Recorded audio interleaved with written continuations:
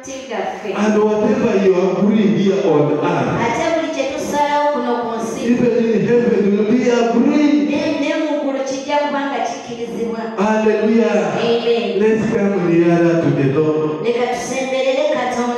Because Jesus Christ, when he was here on earth, physically, he said that this world is doomed and wicked.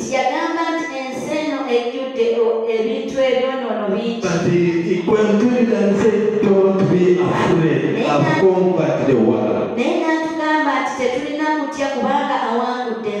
So whenever you move out there,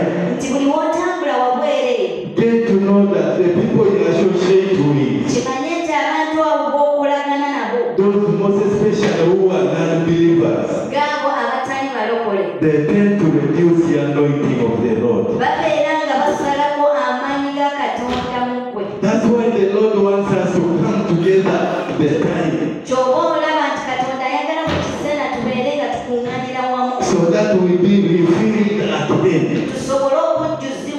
So the cup of anointing once is reduced out there. So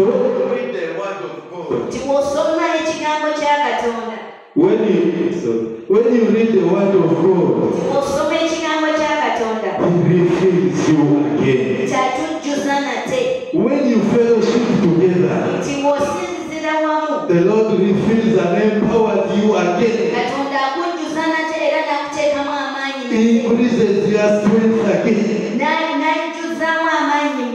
So let's draw ourselves to the Lord.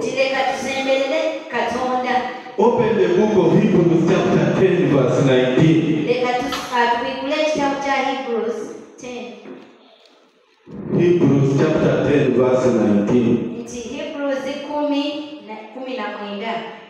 Some of us will say, yes, we are saved, but you need to be near the Lord.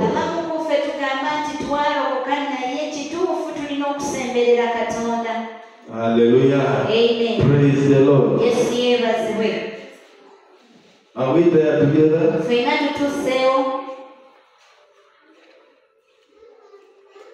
Therefore, brothers and sisters,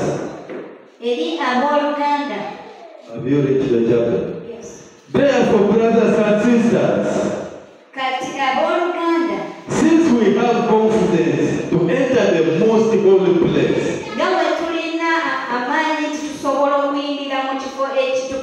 by the blood of Jesus, by a new and living way opened for us through the curtain,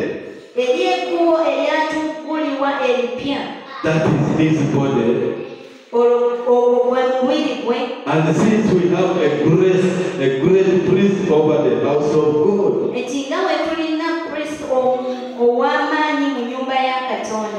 so the Bible says in the book of Hebrews chapter 10:19 that we have the confidence to enter